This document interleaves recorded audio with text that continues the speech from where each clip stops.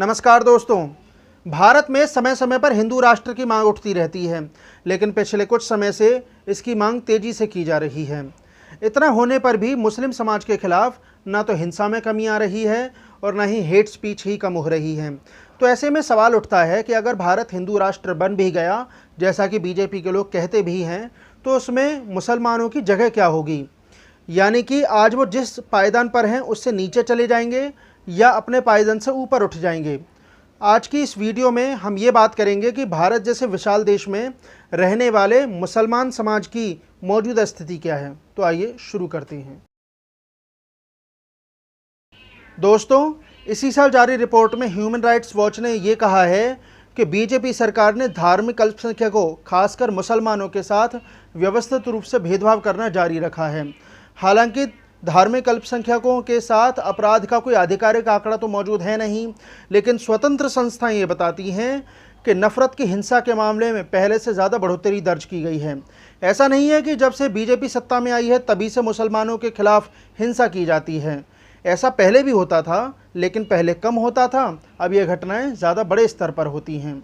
मौजूदा समय में पूरी दुनिया में इस्लाम के प्रति डर और नफरत का जो माहौल है, उसी का फ़ायदा उठाते हुए भारत में राष्ट्रवाद के नाम पर मुसलमानों को टारगेट किया जाता है।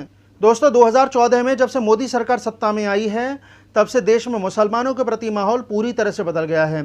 आज इस पर बात नहीं होती है कि देश का मुसलमान कितना कमा रहा है या उसके जीवन स्तर में कुछ बदलाव आया है कि नहीं, बल्कि कुछ हिंदूवादी संगठन मुस्लिम समाज के खिलाफ नफरती बयान देते हुए नजर आते हैं। जबकि ऐसे लोगों को अपने दिमाग पर जोर देना चाहिए कि देश का मुसलमान ऐसा नहीं है जैसा उसे पेश किया जा रहा है। हालांकि जो देश का मेन स्ट्रीम मीडिया है, उसने भी मुसलमानों का एक चित्र लोगों के मन में गढ़ने में एक अहम भूमिका निभाई है।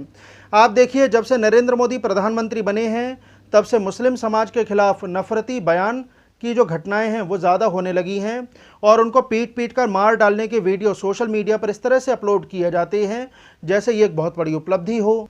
कई बार ऐसा सुनने में आता है कि लोगों पर बसों, ट्रेन और हाईवे पर इसलिए हमले किए गए क्योंकि वो मुसलमान थे या उनके जैसे दिखाई देते थे, जबकि कई लोगों को गाय ले जाने के शक में भी पीटा जाता है। जबकि जो लोग गाय ले जा रहे होते हैं, उनमें कई लोग ऐसे होते हैं जो कि जानवरों के मेले से जानवरों को खरीद कर ले जा रहे होते हैं। तो ऐसे में इन हिंदूवादी संगठनों को अपने दिमाग पर जोर देना चाहिए कि भारत एक कृषि प्रधान देश है जिसमें जानवरों का व्यापार करना बेहद ज़रूरी है। इसके अलावा तमाम घटनाएं ऐसी होती हैं जिनमें पुलिस का रवैया भी पक्षपातपूर्ण रहता है। आप इसे इस तरीके से समझिए कि कई राज्यों में गौ संरक्षण कानून के तहत केस दर्ज कर दिया जाता है, जबकि पुलिस के पास सबूत के तौर पर केवल भीड़ का शोर ही होता है।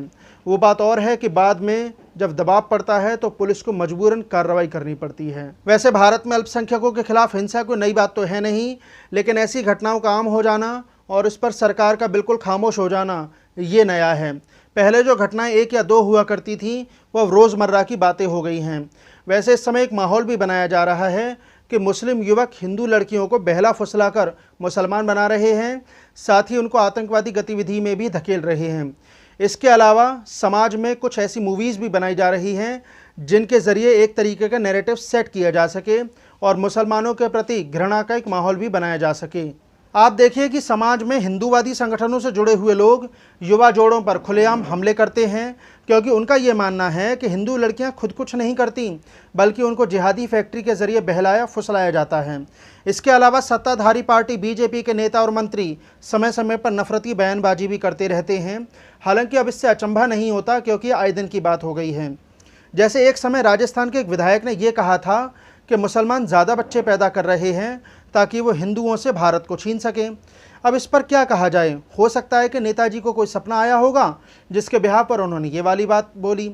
जबकि सत्ता के शीर्ष पर बैठे लोगों को ये सोचना चाहिए कि उनको अपना हर शब्द इस तरीके से बोलना चाहिए ताकि समाज में गलत संदेश ना जाए, क्योंकि उनके हर शब्द का समाज में एक अलग ही मतलब होता है। दोस्तों, ऐसा लगता है कि मुसलमानों के खिलाफ सारे विकल्प खुले हुए हैं और इतिहास की किताबें नए सिरे से लिखी जा रही हैं। आज बहस इस पर होती है कि बादशाह अच्छे थे या बुरे थे, या फिर इस बात पर हो रही है कि वो हिंदू थे या मुसलमान। मौजूदा वक्त में इतिहास की खुली लूट सी मची हुई है और इस वक्त माहौल कुछ ऐसा है कि कुछ नहीं पता कि मुसलमान कब टारगेट हो जाएं। उनको ट्रोल आर्मी के जरिए निशाना बनाया जा सकता है या फिर भीड़ उन पर हमला कर सकती है। वैसे मौजूदा समय में जो हालात हैं उसके लिए कहीं ना कहीं सरकार की भी मौन सहमति रहती है। नहीं तो अगर सरकार चाहे तो पूरे देश में कहीं भी सांप्रदायिकता पनप नहीं सकती। वर्तमान सरकार हिंदूवादी विचारधारा को मानने वाली सरकार है, जो कि भारत पर पहला हक हिंदुओं का ही मानती है और हिंदुओं के अलावा बाकी के जो लोग हैं वो केवल सिर झुकाकर हुक्म माने और जितना कहा जाए उतना ही करें।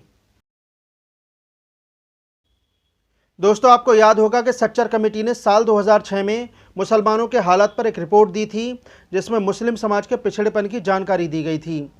ये ऐसी पहली रिपोर्ट थी जिसमें मुसलमानों को धार्मिक तौर पर देखने के बजाय उनके विकास पर ज़्यादा जोर दिया गया था। आप इसे इस तरीके से समझिए कि 2001 की जनगणना के मुताबिक मुस्लिम समाज की जो साक्षरता दर थी वो करीब 60% थी, जो कि उस समय भारत में पाए जाने वाले सामाजिक तबकों में सबसे कम थी।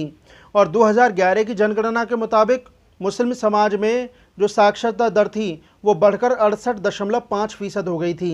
लेकिन चिंता की बात यह है कि उस समय भी ये भारत में पाए जाने वाले सामाजिक तबकों में काफ़ी कम थी। दोस्तों, जब सच्चर कमेटी की रिपोर्ट सामने आई तो तमाम सियासी वादे किए गए, लेकिन वो धरातल पर कभी नज़र ही नहीं आए।